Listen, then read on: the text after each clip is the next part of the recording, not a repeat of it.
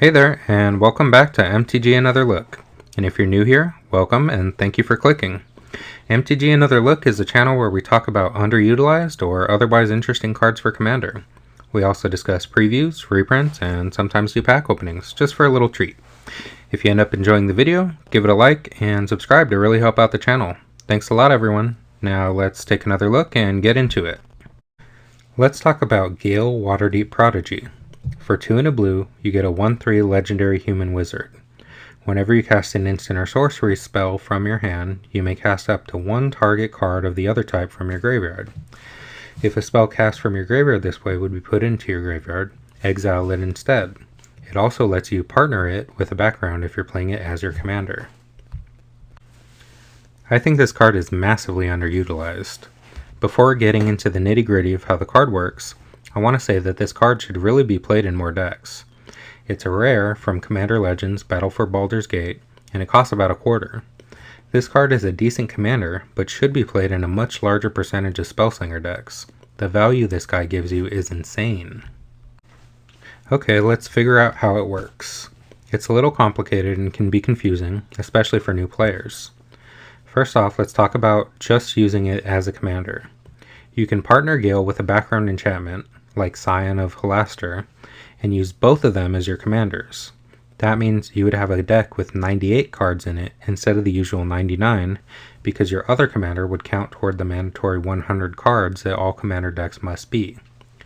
Your deck's color identity is determined by your commanders. A Gale with a Scion of Halaster background would mean you can play cards that are blue and black and colorless only. Now let's talk about Gale's ability. His ability is a triggered ability. Whenever you cast an instant from your hand, his ability triggers, and he allows you to cast a sorcery spell from your graveyard, and then exile the card you cast from your graveyard, and vice versa. If you cast a sorcery card from your hand, you can cast an instant from your graveyard at the same time, and then exile the instant. Note that you have to pay the mana cost of the card you want to cast from your graveyard. Not too bad so far, right? Well, let's get a little deeper into the wonky part. Let's say you have a Gale Waterdeep Prodigy on the battlefield, and it's your opponent's turn. You cast a Consider at instant speed at an opponent's end step. Gale's ability will trigger and allow you to target a sorcery card from your graveyard to play. You choose Sleight of Hand. You pay the 1 blue mana for the Sleight of Hand, and it goes on the stack, and will resolve before the Consider resolves. Once Sleight of Hand resolves, Consider will resolve normally. Now, you may have noticed one of the exceptional functions of Gale's ability. It allows you to cast sorcery spells at instant speed from your graveyard when you cast an instant from your hand. That's pretty powerful. There aren't a lot of good cards that allow you to break timing restrictions like this repeatedly. Not only are you getting double value from your spells, allowing you to cast them twice, but you get to do a lot of interesting things when breaking timing restrictions. You can combo out easily by playing powerful sorceries like Mana Geyser on opponent's turns and start a spell chain. Or you can just overload a Mizzix's Mastery at instant speed and get the value of every instant and sorcery in your graveyard at instant speed. The things this allows you to do is nuts.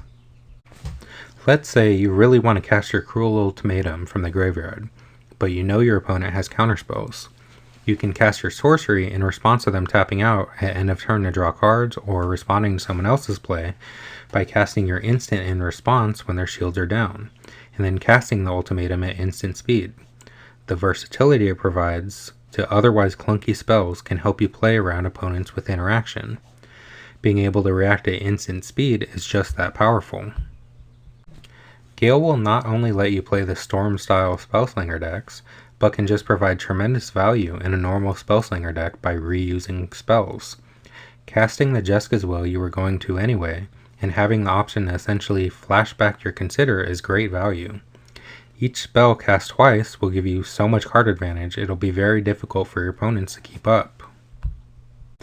Being able to cast a Breach the Multiverse at your opponent's end step right before you untap, because you happen to mill it earlier, can put you into a surprise dominating position and win the game with huge attackers no one can respond to. Or even casting an end of turn cantrip so you can reanimate the biggest creature in anyone's yard can be a surprise beating, and can cost you as little as 2 mana. Gale is a very powerful card that doesn't get the respect it deserves. I'm telling you, give it a try. It plays so much better than you would expect from reading it, and it only requires you to have a mix of instants and sorceries in your deck that you'd already like to play. Gale fits great in almost every Spellslinger build, like a Kess Dissident Mage deck. Kess does a similar thing, allowing you to replay spells from your graveyard, but only on your turn. Kess is already very powerful, but Gale can be a very good redundancy for what the deck wants to do, and there isn't a limit to how many spells Gale can flash back each turn. Gale goes amazing in Storm-style Spellslingers like Stella Lee Wildcard. With the ability naturally letting you chain spells together, your Storm count can get very high quickly. Gale can also power up Prowess-style decks that want to play little cantrips and other one-drop spells to boost creatures, like Narset and Lightened Exile. Letting you play the same spells from your graveyard means more creature pumps as well. Next, let's talk about Urabrask's Forge. For 2 and a red, you get an artifact that reads, at the beginning of combat on your turn, put an oil counter on the Forge. Then create an X1 red Phyrexian Horror creature token with Trample and Haste, where X is the number of oil counters on the Forge. Sacrifice that token at the beginning of the next end step. This card feels very much like a spiritual successor to Assemble the Legion. Assemble the Legion builds up counters every turn and creates a number of hasty 1/1s equal to those counters. Unfortunately, it costs 5 mana, and you have to wait an entire turn cycle for it to do anything. In the early days of Commander, it was a powerful card that would have to be dealt with eventually, because if left alone, it could win the game by itself, with how battlecruisery and long games tended to be. It's a cool card, and I kinda miss being able to reasonably play it. Urabrask's Forge is sort of an upgrade in a few ways. Every turn, including the turn you play it, you get to make a token. It scales based off of the number of counters on it, which grows each turn, and it only costs 3 mana. You can play it much easier than you could play in Assemble the Legion, and you don't have to wait a whole turn cycle to get a benefit. The tokens it creates are artifact tokens as well, which will trigger typical artifact synergies, like Reckless Fireweaver, and since you sacrifice them at end of turn, they will trigger your dice triggers, like Blood Artist as well. Since they're temporary, they are perfect options to sacrifice with activated abilities also. Urabrask's Forge is a cheap mana investment, and can just sort of sit around and put pressure on opponents each turn. It puts them in a tough spot. They likely will want to keep up some sort of blocker so they aren't a squishy target that will take all the damage the tokens make. But the tokens get bigger each turn cycle, which means they can't be chump blocked effectively, and they'll eventually eat up their bigger blockers if they use them to prevent damage. Your disposable tokens will be trading with their actual sizable creatures if they don't find a way to deal with the Forge. I think Urabrask's Forge has a lot of potential uses in decks beyond the usual, because they just provide free attacks. They can even help you trigger your combat damage triggers, like on Toski, Bearer of Secrets, or you can play damage doublers like Gratuitous Violence to make these disposable tokens so much more deadly and dangerous. Don't forget that if you're playing a deck with extra combat steps, the Forge will trigger at the beginning of each combat step, and the tokens will not be sacrificed until end of turn, so the earlier tokens made will stick around for the later combat steps if they survive. 3 mana is a good deal for so much damage spread around the table. Urabrask's Forge can slot perfectly into decks that care about haste and combat damage triggers, like Goro Goro and Satoru. Since it makes artifact creatures every turn, it goes great in decks that care about artifact or creatures entering the battlefield and dying, like Garna, Bloodfist of Keld, for example. And you can pull some cute things off with Obeka, Brute Chronologist. By using her ability, you can end the turn with the sacrifice triggers on the stack and keep your tokens. Now let's talk about Sprout Swarm. For 1 and a green, you have an instant that creates a 1/1 Saproling creature token. It has Convoke and a buyback cost of 3 generic mana. This is an interesting and potentially very powerful card with no breaks built in. Buyback lets you play this card over and over for 5 mana, and it'll return your hand after each cast so you can always keep it. And Convoke means you can tap your creatures to pay for the cost of the spell, and that includes the buyback cost. so you can tap 5 creatures to pay for this, and as long as one of them is green, you're golden. And yes, that includes the tokens made by this card. Anytime you have 5 lands or creatures untapped, you get to make a free creature. And the way Convoke works, the creatures can still be used to pay Convoke costs even if they have Summoning Sickness. There are plenty of times at the end of an opponent's turn before you untap that you have a number of tokens that couldn't attack effectively, or creatures you needed to keep back to block, and you can just tap them down and get extra tokens without any cost to you at all. Now think about it with token doublers like Parallel Lives. Each time you cast Sprout Swarm, you'll create 2 creatures. That means the effective cost is a token for 3 mana or creature taps instead of 5. If you have multiple token doubler or tripler effects on the board, you can further reduce the cost and even make infinite tokens at instant speed, using the tokens you create just from Sprout Swarm to cast it over and over again. Having the ability to create free creatures can be a game ender for aristocrat decks that have green in them. Making half a dozen or so creatures each turn just using the Avenger of Zendikar plants to pay for them can give these decks the fuel to kill you with a Blood Artist effect. Or just pumping your mass of tokens with a Beastmaster Ascension played the same turn you attack can win you the game on the spot. Things get very nutty and headache-inducing when you have a Sprout Swarm in hand and a Cathar's Crusade on the battlefield. The math won't be fun, but it'll probably be enough combat damage and psychic damage to finish your opponents off. Give it a shot in some more decks. I put it into my Azuri Claw of Progress deck because it can give you absurd numbers of experience counters at instant speed in the right situation. It fits incredibly well in token decks like Tristani, Celestia, Zois to use the tokens you're already making to pay the Convoke cost. You can even use it in something like Prosh, Sky Raider of Care to use the tokens it makes to help pay the cost, and then you have a built-in sacrifice outlet to trigger effects or take out opponents with commander damage. Next up is Airtie Resurrected. Airtie here is a 3/2 legendary Phyrexian human wizard with flash that costs 2 generic, a blue and a black. When Airtie Resurrected enters the battlefield, choose up to 1.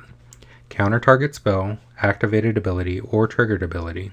Its controller draws a card.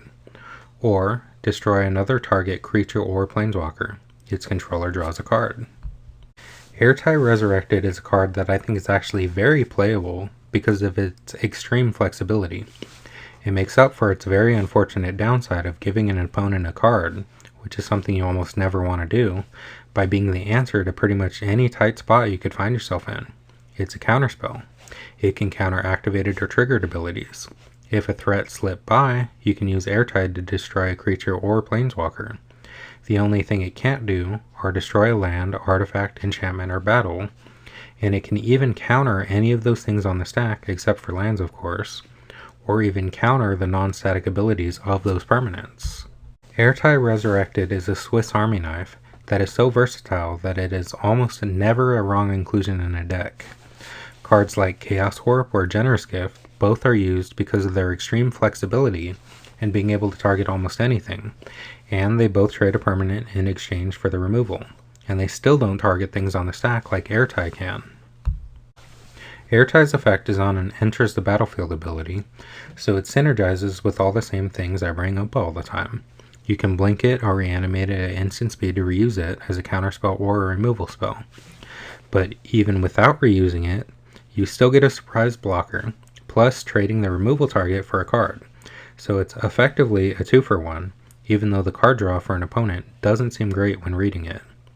Give Airtie a chance. Incidentally, having an answer for nearly any problem is more valuable than you may think.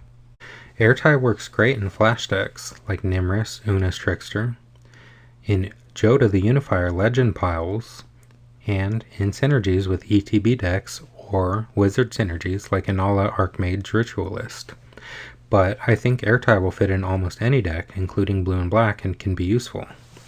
You don't even need to synergize with it to make it powerful and functional, just like any other counterspell or removal spell.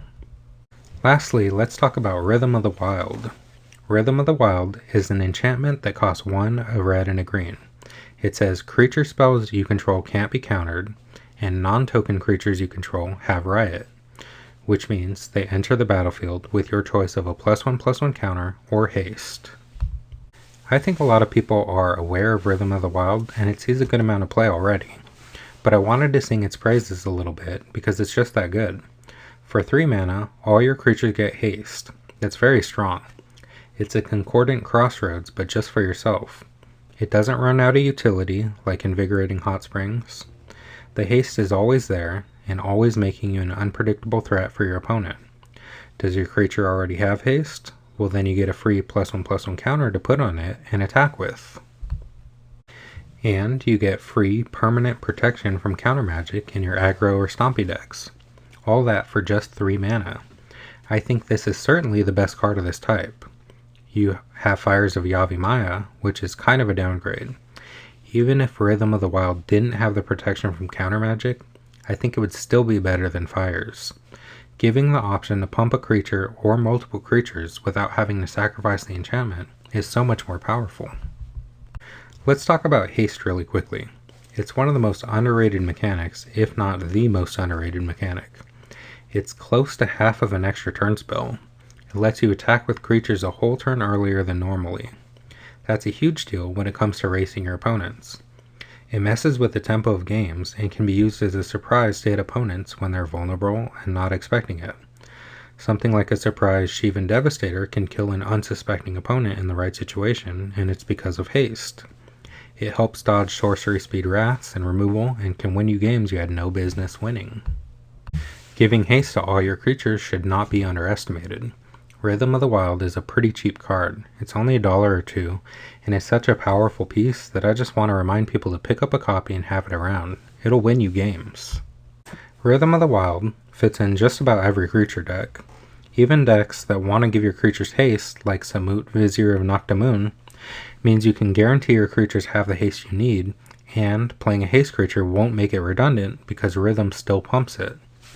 Even decks like Xenagos, God of Revels, which you would think don't need any help, benefit greatly by making your creatures uncounterable, being a backup haste enabler if your commander is removed, and getting the pump from the riot counter doubled.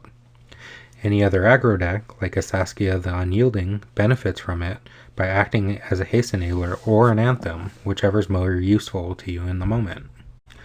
Thank you for watching, everybody. What do you think about the cards we discussed today?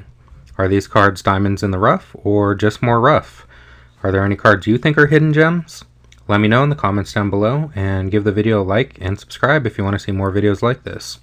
I will see you next time, and have a great rest of your day.